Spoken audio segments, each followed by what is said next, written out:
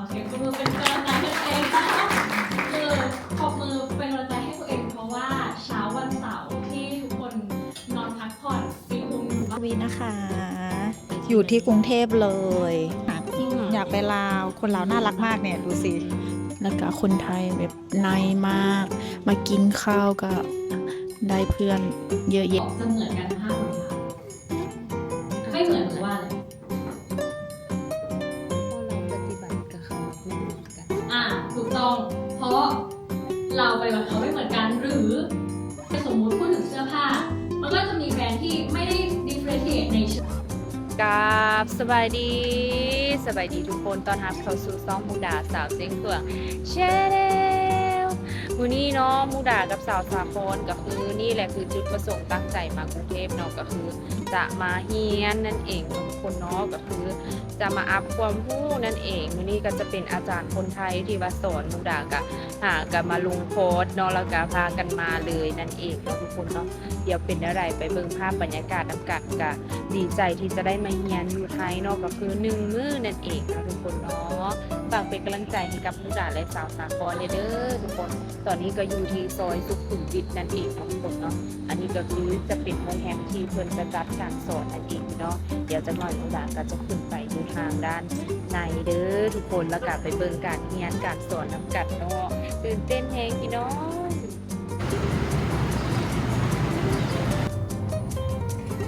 กำลังขึ้นไปอยู่ที่สั้นเก้าเนาะพี่น้องเนาะอยู่ที่โรงแรมสุขุมวิทเด้อพี่น้องนี่ซึ่งว่ามุกดาก็เคยมาครั้งแรกเนาะแล้วก็มาเรียนกับคนไทยครั้งแรกเดี๋ยวจะมารีวิวให้ฟังเนาะว่าเป็นแบบใด Ninth floor.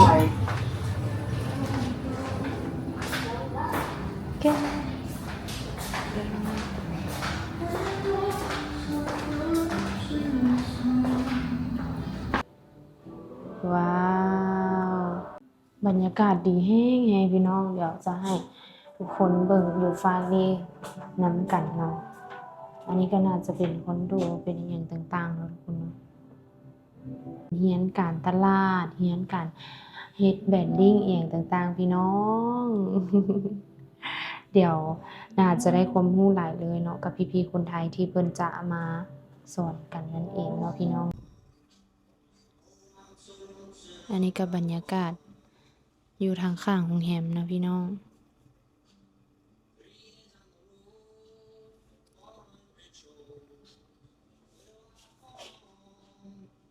ห้องน้ำคือเลิศแพง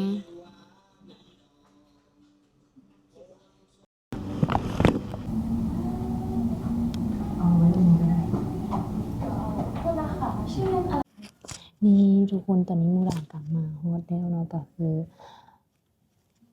เห็นอาจารย์เพิ่นแล้วนะทุกคนเนาะผู้ที่จะมาสอนเราเนาะเพิ่นกำลังนำเฮาแบบหน้าฮักแฮงพี่น้องแล้วเพิ่นก็จะมีป้ายชื่อให้แบบนี้เลยเนาะ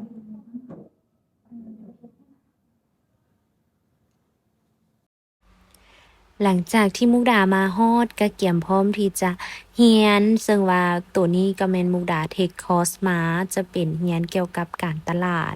ซึ่งมานอกจากที่จะฟังทฤษฎีแล้วก็จะมีการเวิร์กช็อปอีหยังต่างๆ ขอเสียงปรบมือเป็นกำลังใจให้ตัวเองนะคะคือปรบมือเป็นกำลังใจให้ตัวเองเพราะว่าเช้าวันเสาร์ที่ทุกคน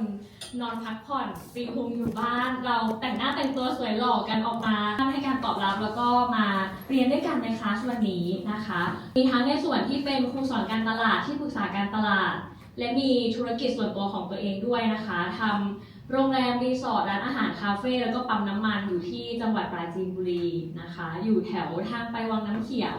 มีใครเคยไปโซนแถวนั้นบ้างไหมคะโซนแบบแถววังน้ำเขียวเขาใหญ่อะไรอย่างนี้นะคะชื่อเวโรนาแอทับลานแต่ก็หลังเรียนจบก็คือทำอยู่เอเจนซี่โฆษณาก่อน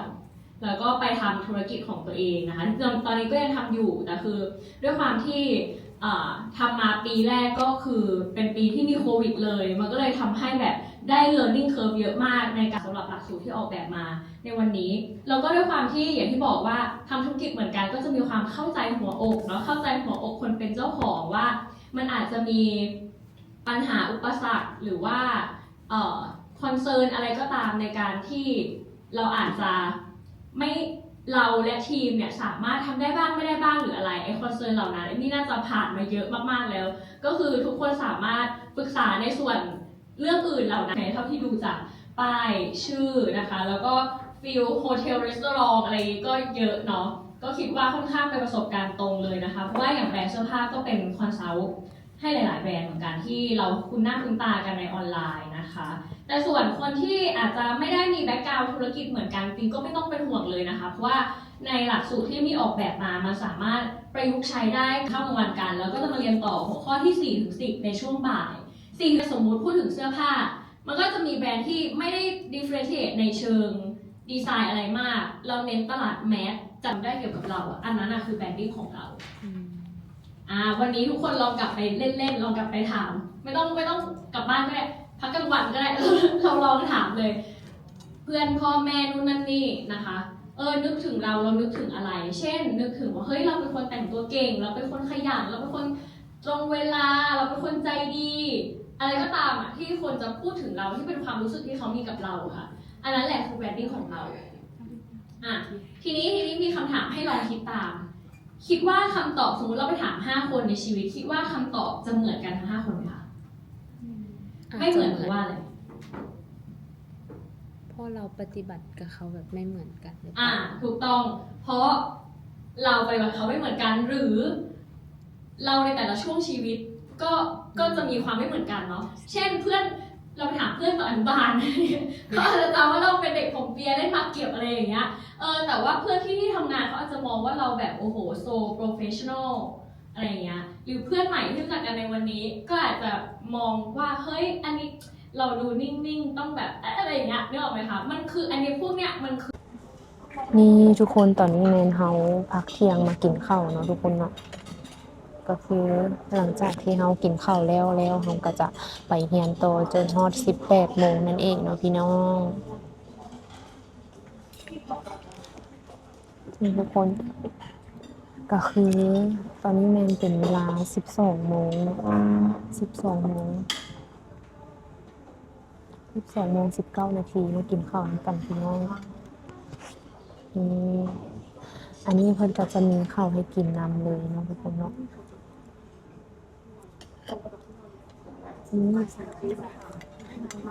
ครับ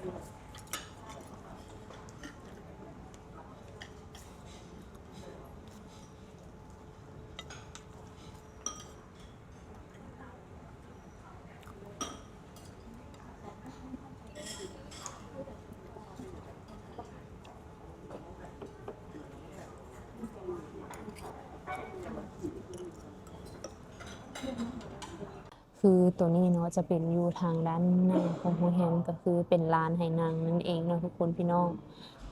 ทุกคนโรงแรมเปิ่นงามแห้งแล้วอีกอย่างก็คือทุกอย่างแบบอาหารคือแซ่บเนาะแล้วก็กินแบบมีเมนูอาหารหลากหลายแฮงเนาะก็คือเป็นบุฟเฟ่เมนูอาหารหลากหลายแฮงตอนช่วงบ่ายโมงแบบนี้เนาะทุกคนแล้วก็คือการเรียนของเฮาเนาะก็เพิ่นก็บรรยายดีแล้วก็สอนดีนะสอนให้เฮาเข้าใจแบบลึกซึ้งสอนให้เฮาแบบว่าได้เฮ็ดตามแอกชั่นตามนะทุกคนเนาะม่วนแฮงพี่น้องมา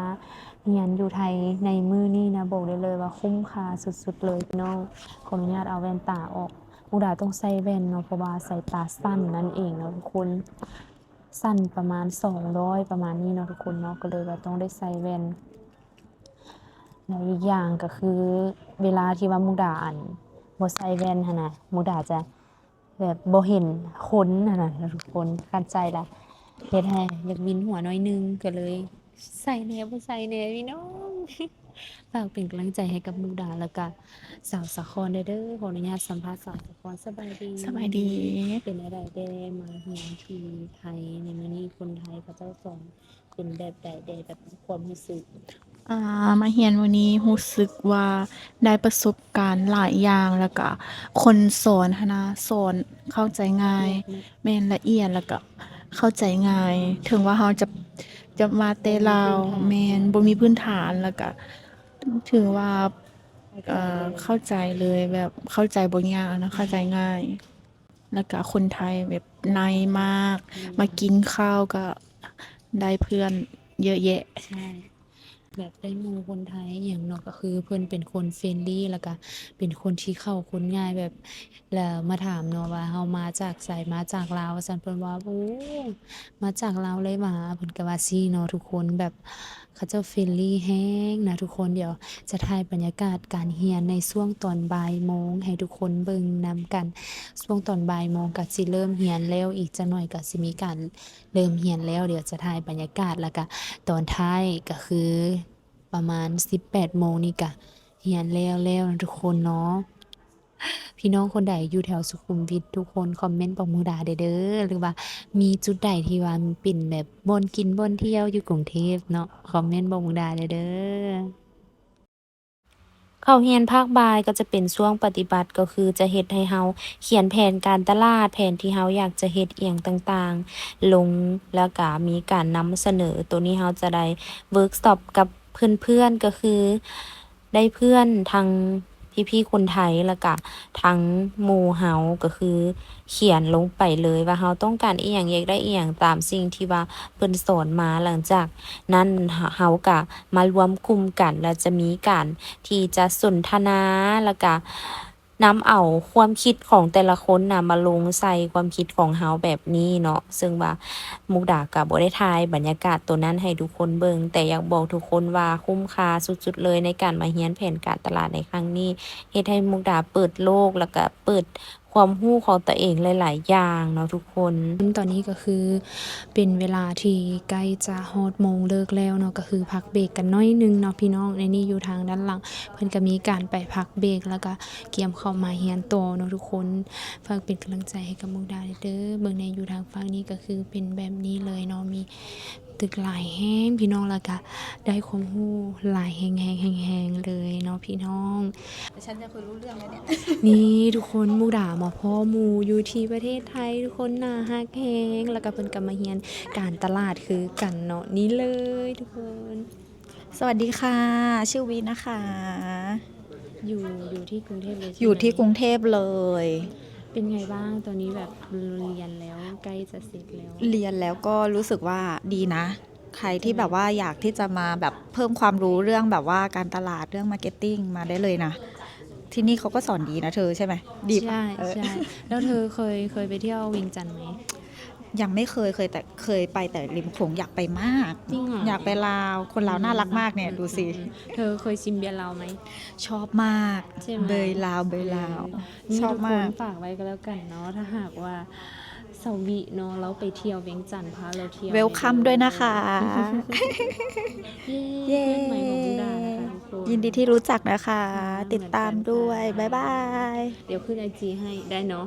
ได้เลย ข้าไปติดตามโอเคค่ะ ขอบคุณค่ะ ขอบคุณค่ะนี่ทุกคนบอกได้เลยว่า คือมุกดามาเนาะได้ทั้งหมู่ได้ทั้งเฮียนได้ทั้งหลายๆอย่างเนาะพี่น้องแบบดีใจแห้งแล้วก็ยังมีหลายๆคนเนาะทุกคนแบบเพื่อนเฟรนลี่แห้งๆเลยนะทุกคนแบบคนไทยเขาเจ้าเฟรนลี่สุดๆเลยเนาะแล้วก็อาจารย์เพิ่นก็แบบสอนแบบว่าเข้าใจง่ายแบบนี้เนาะพี่น้องเนาะเป็นจะได้เมื่อยบ่ เมื่ออยู่แต่คุ้มค่าเพราะว่าเขาได้อัพเลเวลความรู้เขาแล้วก็ได้รู้จักหมู่ใหม่หลายๆคนแล้วก็ได้แลกเปลี่ยนความคิดเนาะ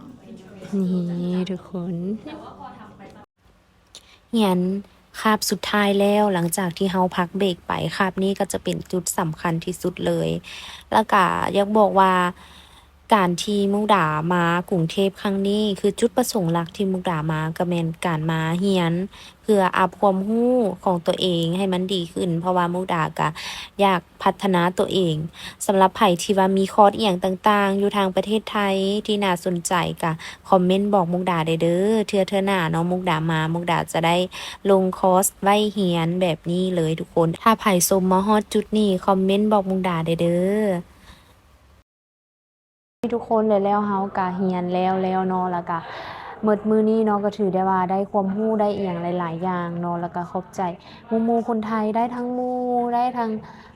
เพื่อนเนาะทุกคนแล้วก็ได้ความรู้อหยังใหม่ๆแบบที่สุดเลยเฮ็ดให้แบบว่าเฮ็ดให้เฮาได้แบบคุ้มค่าในการที่ว่ามาเรียน1มื้อทุกคนแล้วก็ทั้งเมื่อยทั้งม่วนเนาะทั้งเอนจอยนั่นเองเนาะพี่น้อง อันนี้ก็คือบรรยากาศอยู่ทางหน้า โรงแรมเฮากำลังห้องรถกำลังกลับไปพักที่พักของเฮานั่นเองเนาะพี่น้องสาวสะโคนเป็นใดได้หมดมือแล้วมื้อนี้นะ มื้อนี้นี่ทั้งม่วนเมื่อยแล้วก็ได้ความรู้ครบเลย คันดันให้มาหันสิมาอีกบ่ มา เรียน มาอีก เพราะว่าเฮาต้องอัพความรู้เฮาตลอดเวลา นี่สาวลาวเนาะเดี๋ยวคลิปวิดีโอนี้มูดากับสาวสะโคนจะได้ลาทุกคนไปก่อนเด้อทุกคนแล้วพบกันใหม่ในคลิปต่อไปบ๊ายบาย